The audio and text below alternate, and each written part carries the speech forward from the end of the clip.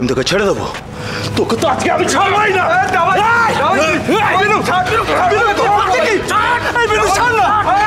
জানিস না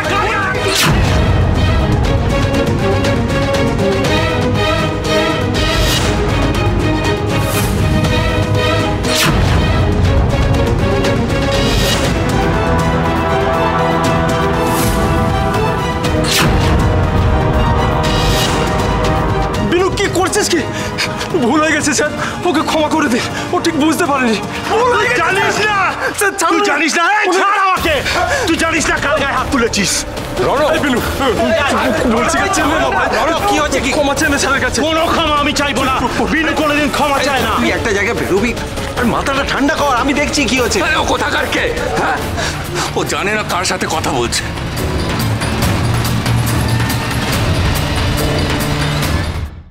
ভাই যা হয়েছে ঠিক আছে, ছেড়ে দাও না, একটু ক্ষমা চাই। কেন ক্ষমা চাইবো? ও আমার ফুলের ঝুড়িতে লাথি মারতে গেছিল, আমার রুটিতে লাথি মারতে গেছিল। বিনু কারোর কাছে অন্যায় স্বীকার করে না, কোনোদিন ক্ষমা চায় না। তুমি ওর সাথে ভদ্রভাবে কথা বলছো? হ্যাঁ, আমাদের বাড়িতে ঢুকে আমাদের সামনেই মস্তানি দেখাবে, আর আমি ওকে ছেড়ে দেবো? ওকে কে ঢুকতে দিয়েছে? কে অ্যালাউ করেছে এখানে? বাবাটা কিন্তু আমি শুরু করিনি। একদম চুপ। এই আঙুল তুললে কিন্তু আমি থেমে কথা বলবো না। তুই আমাকে চিনিস না। হ্যাঁ, কি করবি তুই? কি করবি কর। রনো, আমি করব। রনো মাথাটা ঠান্ডা রাখ। পানি দেখানো বের করে দেবো। এই ধি, পুলিশকে ফোন কর এক্ষুনি। করছি।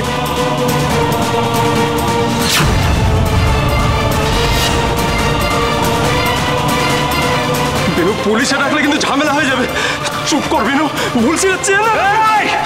আমি কোনো অন্যায় করিনি, আমি কোনো ক্ষমা চাইবো না। আমি এখনো বলছি, আমি কাজ করি, পয়সা নিই। কোনো রাগিনী চ্যাটার্জিকে আমি বুঝছি না। বিনু, বাবার মমকে তোকে তো পুলিশ আসছে, এক্ষুনি পুলিশ আসছে। তুই দাঁড়াবি। আসুক পুলিশ, দেখবো কে কি করতে পারে। ও পুলিশের ভয় অন্য কাউকে দেখাবে, আমার অনেক দেখা আছে।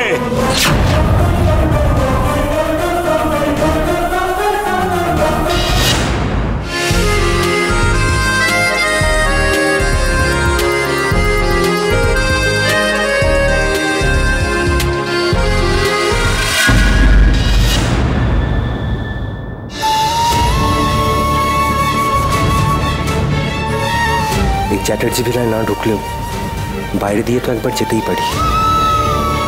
যদি বাড়ির কারোর সাথে দূর থেকে দেখা হয়ে যায়, যদি টানাকে দেখতে পাই। দাদা, একটু বাঁদিকে নিয়ে চলুন তো।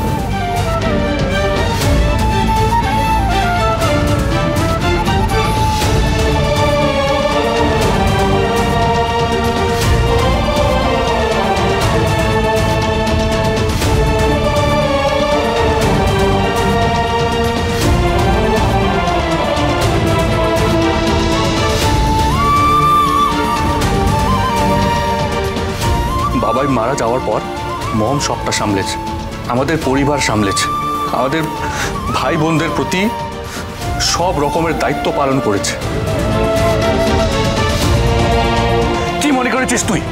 আজ তুই চ্যাটার্জি সারনেম ইউজ করছিস না বলে তুই আমাদের চ্যাটার্জি পরিবারের কেউ নস। একটা কথা মাথায় রাখবি, তুই, আমি, বনু, ডানা, মৌলি আর ভি, আমরা সবাই একই সুতোতে বাঁধা।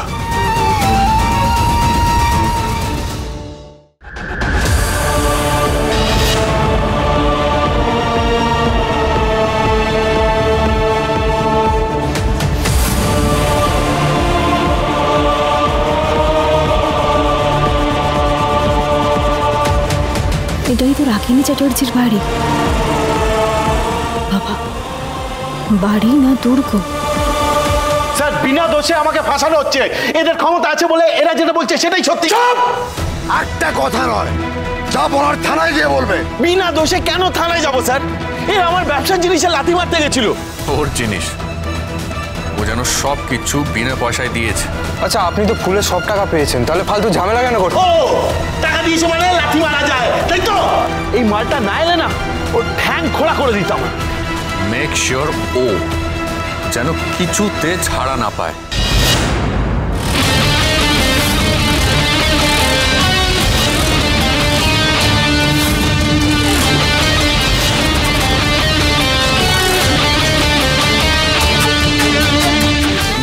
কাউকে পোছে না। এর ফল ভালো হবে না, আমি বলে দিলাম। আশ্চর্য, এত সাহস! পুলিশের সামনে থ্রেট দিচ্ছে। বিনু কাউকে ভয় পায় না, এর ফল ভালো হবে না, আমি বলে দিলাম। Don't worry.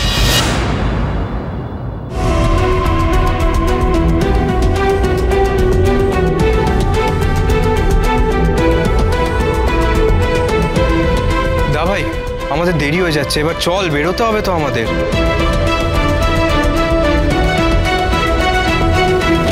রণ, মাথাটা একটু ঠান্ডা রাখ। কি হলো, দাঁড়িয়ে আছিস কেন? চল চল।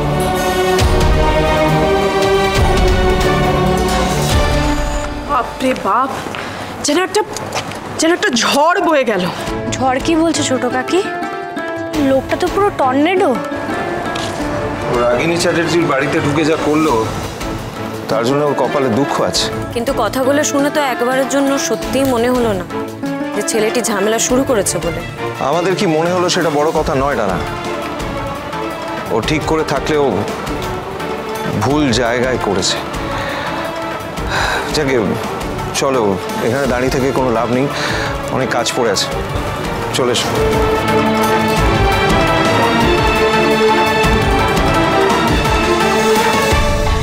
কিরে ডানা, চল। তুই যা, আমি আসছি।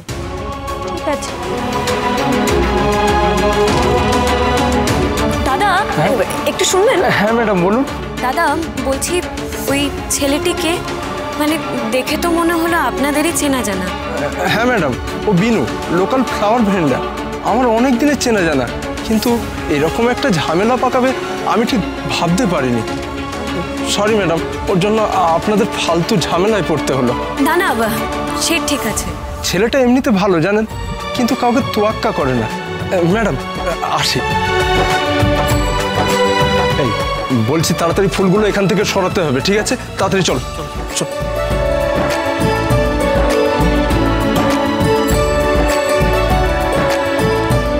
অরুর মতন আমি আরও একজনকে দেখলাম, যে রাগিনী চ্যাটার্জিকেও পরোয়া করে না।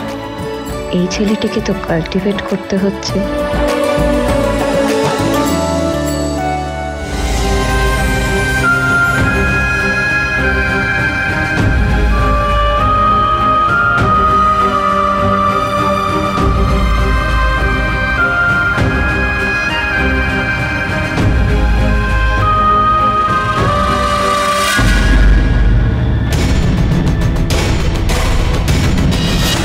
বাড়িতে পুলিশ কেন?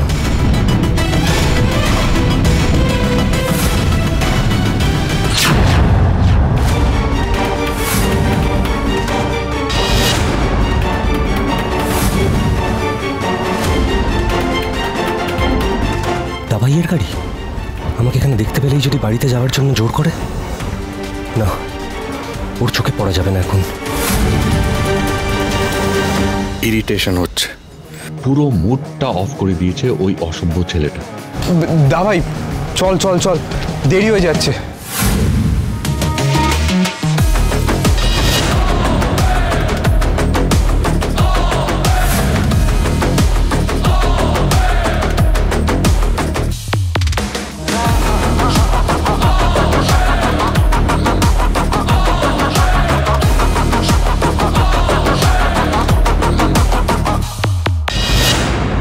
এই 3টে পয়েন্ট আমাদের ডিটেলে জানতে হবে। বিয়ের পাশাপাশি কোন দিন কি স্পেশাল অনুষ্ঠান হচ্ছে, তার শিডিউল, কোন কোন সেলিব্রিটি আসছে। তবে রাগিনী চ্যাটার্জির উপর বেশি ফোকাস করতে হবে।